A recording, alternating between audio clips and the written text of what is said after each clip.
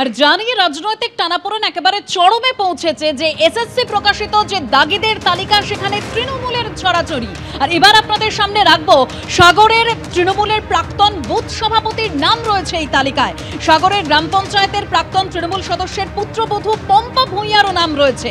কৃষি সমবায় সমিতির তৃণমূল পরিচালিত কৃষি সমবায় সমিতির সভাপতির ছোট ছেলে ও বড় বৌমার নামও রয়েছে এই এসএসসি প্রকাশিত দাগিদের তালিকায়।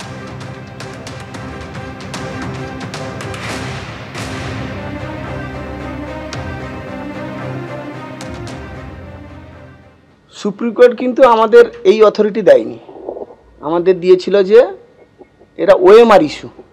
কিন্তু সরকার তারপর আমরা কিছু 2-1 বছর চাকরি করার পর যখন প্যানেল থেকে বাদ দিল, তারপর দেখলাম ঠিক 6 মাস তখনও দেয়নি। কিন্তু ওই রিসেন্ট যেটা পরীক্ষার দেওয়ার 7 দিন আগে আমাদের টেন্ডেড বলে এসএসসি আমাদের বলল, কিন্তু এখনও গ্রহণযোগ্যতা তা নিয়ে আমাদের প্রশ্ন আছে। আপনি কি টাকা পয়সা দিয়েছিলেন কাউকে? না, সেরকম কোনো আমার জানা নেই এখনো পর্যন্ত।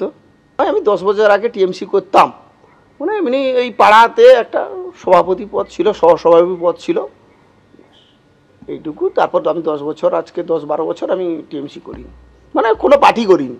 সিবিআই তাদের দ্বারাই তো প্রভাবিত হবে, বা তারাই ঠিক করে বের করবে যে টাকা পয়সা খেলা হয়েছে কি না হয়েছে। সোমনাথ জানা, বিশ্বনাথ জানা আপনার ছেলে তো? হ্যাঁ, আমার ছেলে। আচ্ছা, ও সোমনাথের স্ত্রী? কি নাম তার? তার নাম সুষমা। সুষমা। আর আপনার মেয়ের নাম? মেয়ের নাম মিঠু। উনিও শিক্ষকতা করতেন, তাই তো? রূপসী। এই যে চলে গেল, কি বলবে এটা আপনি?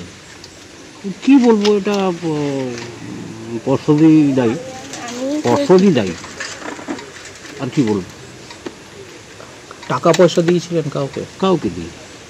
তাহলে টেন্টেড নাম এলো কেন? নাম এলো কেন সেটাই তো প্রশ্ন। সেটা তো সুপ্রিম কোর্ট হয়েছে, সব বিচার বিভাগ তদন্ত হয়েছে, আসে যদি কি করা হয়।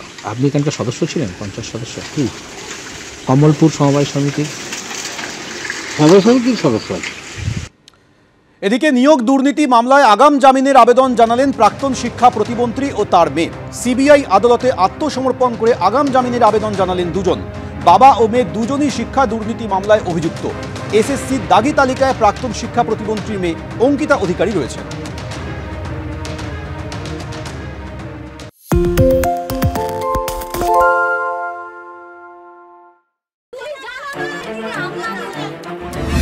বাংলা চেঁচামেচি চায় না, বাংলা খবর চাই।